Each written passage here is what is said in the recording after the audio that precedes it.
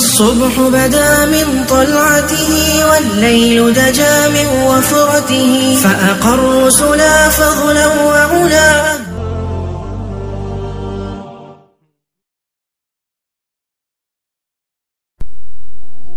ابو مالک رضی اللہ تعالیٰ عنہ کو چور پڑ گیا، صحابی ہیں، طائف سے آ رہے تھے، راستے میں چور پڑ گیا،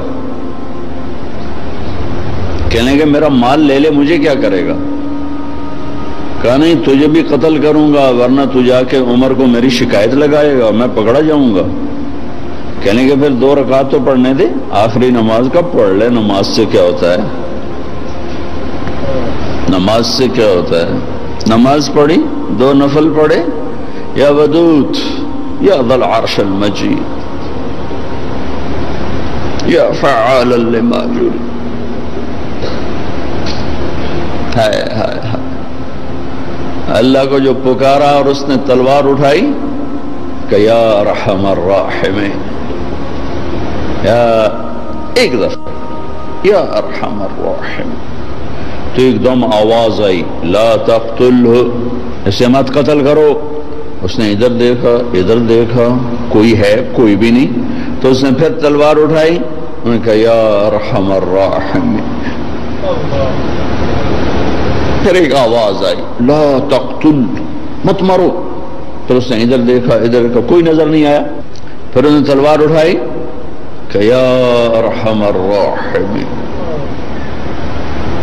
تو ایک دم ایک سوار ظاہر ہوا گھوڑے پر، اس کے ہاتھ میں نیزہ تھا. تو اس نے آتے ہی سیدھا اس کے سینے کے پار کیا، وہ چور گر اور اس کے جسم کو آگ لگی، راکھ بن گئی. ابو مالک رضی اللہ تعالیٰ عنہ فرمانے لگے میرے بھائی کون ہو؟ اللہ نے میری مدد کی تیرے ذریعے سے. یہ نہیں کہا کہ تو نے میری مدد کی، کہا اللہ نے میری مدد کی تیرے ذریعے سے. تو انہوں نے فرمایا ارے میرے دوست، جب تو نے اللہ کو پکارا فَكَانَتْ لِأَبْوَابِ السَّمَاءِ قَعْقَعًا، جب تو نے کہا یا ودود یا ذا العرش المجید، جب تو نے یا ارحم الراحمین کہا تو 7 آسمان کے دروازے لرز اٹھے، کانپ اٹھے. جب تم نے دوبارہ پکارا تو آسمان کے فرشتوں میں چیخ و پکار مچ گئی. جب تم نے 3ری دفعہ پکارا تو میرے اللہ نے کہا کون ہے میرے بندے کی مدد کے لیے تیار؟ تو میں نے عرض کی یا اللہ میں تیار ہوں، کہ میں 7ویں آسمان کا فرشتہ ہوں. جب اس نے پہلی دفعہ تم پہ تلوار اٹھائی تو میں نے 7ویں آسمان سے پکارا لا تقتل، مت مارنا. جب اس نے دوسری دفعہ تلوار اٹھائی تو میں پہلے آسمان پہ پہنچ چکا تھا اور میں نے کہا لا تقتل، مت مارنا. اور جب اس نے 3ری دفعہ تلوار اٹھائی تو میں تیری مدد کو پہنچ چکا تھا. اور جو بھی اللہ کو ایسے پکارے گا اللہ اس کی مدد کو آئے گا. ایک آدمی نے دروازے کھلوا لیے، 50 لاکھ آدمی اکٹھے، دروازے کیوں نہیں کھل رہے؟ او بھائیو، ایک ہو پکارنے والا، عرش ہل جاتا ہے. یہاں 1 کروڑ پکار رہے ہیں.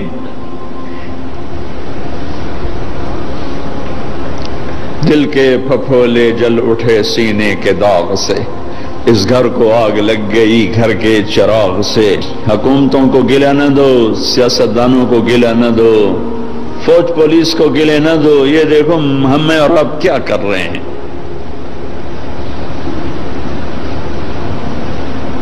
90% پاکستانی نماز نہیں پڑھتے، پاکستانی جھوٹ بولتے ہیں، دھوکہ دیتے ہیں، فراڈ کرتے. پہلے ہم نے اپنی عزتوں کو نیلام کیا، پھر غیروں نے منڈیاں لگا لی.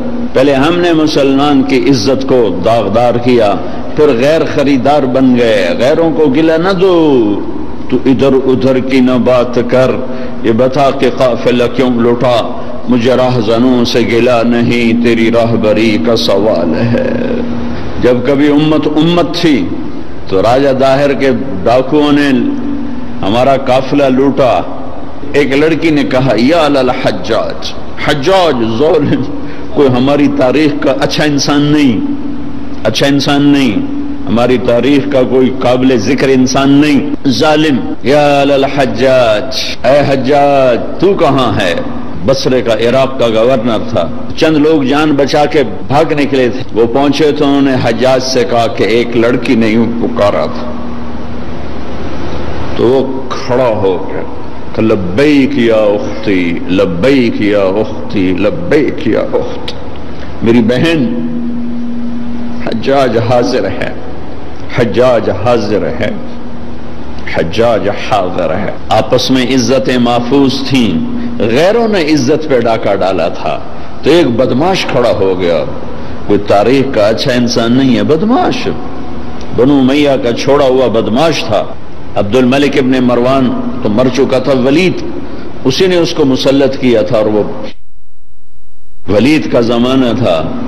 ایک لڑکی کی پکار پر اس نے قسم اٹھائی، نہ چارپائی پہ سوؤں گا، نہ بیوی کے قریب جاؤں گا جب تک اس بچی کے میں آواز کو نہیں پہنچوں گا۔ یہاں موبائل پہ قتل ہو رہے ہیں، کون قتل کر رہا ہے؟ حکومت کا کیا قصور ہے؟ حکومت کتنے سپاہی کھڑے کرے؟ اللہ کو ساتھی بناؤ، اللہ کو ساتھی بناؤ، اللہ پہرے پر آئے گا تو یہ کام ہوگا۔ ہماری حکومت بیچاری 5 لاکھ سپاہی ہیں، اندازہ کہہ رہا ہوں 18 کروڑ پر کیسے نگہبان بن سکتے ہیں؟ پہلا لشکر بھیجا، ایک لڑکی کی پکار پہ اس لشکر شکست ہو گئے، اکثر شہید ہو گئے۔ پھر دوسرا لشکر بھیجا، مکران میں ان کو بھی شکست ہو گئی، وہ بھی شہید ہو گئے، تھوڑے سے بچے۔ تیسرے لشکر کے لیے ولید بن عبد الملک کے نے اجازت نہ دی، کہا میں نہیں اجازت دیتا، اتنا تو نے میرا نقصان کر دیا، 2 لشکر تباہ کر دیے ایک بچی کے پیچھے۔ حجاج نے کہا کہ مجھے برائے مہربانی اس دفعہ آپ اجازت دے دیں، جتنا خرچہ میں خزانے سے لوں گا اس سے دگنا میں خزانے میں واپس کروں گا۔ تو پھر دوبارہ 4000 کا لشکر تیار کیا، اور محمد بن قاسم اپنے بھتیجے کو امیر بنایا، 17 سال کا نوجوان، اور اس کو روانہ کیا، اور اللہ نے اس کے ذریعے سے محمد بن قاسم میرے ضلع ملتان تک داخل ہوا، 92 ہجری میں ملتان میں داخل ہوا، اور مکران سے ملتان تک 1 لاکھ انسانوں نے کلمہ پڑھا، اس کے خلوص پر، اس کے اخلاق پر، اس کے ایمان پر۔ ایک بچی کی فریاد پر حجاج جیسا تڑپ اٹھا تھا، آج کروڑوں بچیوں کی فریاد ہے۔ لیکن مصیبت یہ ہے کہ ان کروڑوں کی عزتوں سے کھیلنے والے یہودی نہیں ہیں، مسلمان ہیں۔ تم اللہ کے قانون سے ٹکراتے ہو، پھر کہتے ہو اللہ ہماری مدد نہیں کرتا، اللہ کدھر؟ اللہ تو ہے، نحن اقرب الیہ من حبل الورید، ہم تیری شارک سے زیادہ قریب ہیں، پر تو جاری تو لگا۔ ممبر نے بھی آگ برسائی ہے، ممبر نے بھی نفرت کو پھیلایا۔ یہ جگہ تو محبتوں کے بانٹنے کی تھی، محبتوں کو تقسیم کرنے کی تھی، لیکن ہم محروم ہو گئے، محروم۔ کوئی محرومی ایک طرح کی نہیں آئی۔ جس ممبر نے دلوں کو کھینچنا تھا، جس ممبر نے امت کو جوڑنا تھا، جس ممبر نے کالے اور گورے کو جوڑا، میرے نبی کے آخری جملہ ہے خطبہ عرفات کا، لا ترجعوا بعدی کفارا یضرب بعضکم رقاب بعض، میرے بعد کافر نہ ہو جانا، ایک دوسرے کی گردن کاٹتے پھرنا، اور سننا ولا تسودوا وجہی یوم القیامہ، قیامت کے دن مجھے شرمندہ نہ کرنا اللہ کے ساتھ۔ کلاس کے بچے فیل ہو جائیں تو استاد شرمندہ ہو رہا ہوتا ہے، چاہے استاد نے پوری محنت کی ہو، شرمندہ ہو رہا ہوتا ہے کہ میری کلاس فیل ہو گئی۔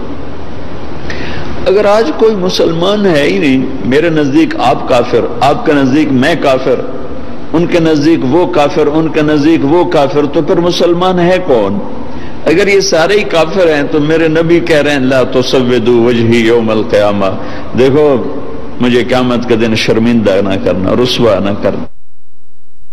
میں یہود کا گلہ کیا کروں کہ وہ ہمارے گلے کاٹ رہے ہیں، میں ان کا کیا کروں جو روز کراچی میں لاشیں گرا رہے ہیں؟ وہ یہودی ہیں جو پنجاب میں لاشیں گرا رہے ہیں، جو سرحد میں لاشیں گرا رہے ہیں، جو سندھ میں لاشیں گرا رہے ہیں، جو بیویوں کے منہ پہ تیزاب پھینک کے انہیں دردناک عذاب میں مبتلا کر رہے ہیں۔ یہ یہودی ہے؟ عیسائی ہے؟ جہیز نہ لانے پر بچی کو جلا رہے ہیں، یہ یہودی ہے؟ بیٹی پیدا ہونے پر اس کے منہ پہ تیزاب، پڑھو اخبار کی خبریں، میرے اپنے علاقے کا واقعہ ہے، خاتون آئی، چہرہ جلا ہوا، دیکھا نہیں جا رہا تھا، بیٹے کا بھی اس کا بھی. کیا ہوا؟ کہ یہ میرے مرد میرے اتنے تیزاب سڑ چھڑے. مرد ہمارے یہاں خامد کو کہتے، یہ تیزاب ڈالنے والا یہودی تھا. پہلے ہماری نسل کو مسلمان نے کاٹا، پھر غیروں نے کاٹا. پہلے مسلمان نے مسلمان کو لوٹا، پھر غیروں نے لوٹا. پہلے مسلمان نے مسلمان کے گھر جلائے، پھر غیروں نے جلائے. پہلے مسلمان نے مسلمان کی عزتوں کو اور پگڑیوں کو اچھالا، پھر غیروں نے اچھالا. پہلے مسلمان نے مسلمان کے مال پہ ڈاکے ڈالے، پھر غیروں نے ڈاکے ڈالے. پہلے مسلمان نے مسلمانوں کے بچے ذبح کیے، معصوم بچے اٹھا کے ذبح کر کے گلی میں پھینک جاتے ہیں، بوریوں میں بند کر کے پھینک جاتے ہیں. یہ اسرائیل کے یہودی ہیں؟ کون ہیں؟ کہاں سے آئے ہیں؟ حرم شریف کے اندر جیبیں کاٹتے ہیں. عیسائی ہیں، سکھ ہیں. سارے شہروں میں عزتیں نیلام ہیں. یہ اڈے کون چلا رہا ہے؟ یہ شراب کے اڈے، یہ زنا کے اڈے کون چلا رہا ہے؟ یا ایھا الذین آمنوا انما الخمر والمیسر والازلام والانصاب رجس من عمل الشیطان فاجتنبوه لعلکم تفلحون. انما يريد الشیطان ان یوقع بینکم العداوة والبغضاء في الخمر والمیسر ویصدکم عن ذکر اللہ وعن الصلاة فهل انتم منتهون. میرا رب تو یوں کہہ رہا ہے کہ اے ایمان والو، شراب اور جوا یہ شیطانی عمل ہے، اس کو چھوڑ دو، اس سے دور چلے جاؤ. کہ جہاں شراب اور جوا ہوگا وہاں عداوت بھی آئے گی، بغض بھی آئے گا، قتل. الصبح بدا من طلعته والليل دجا من وفرته فأقر سلافه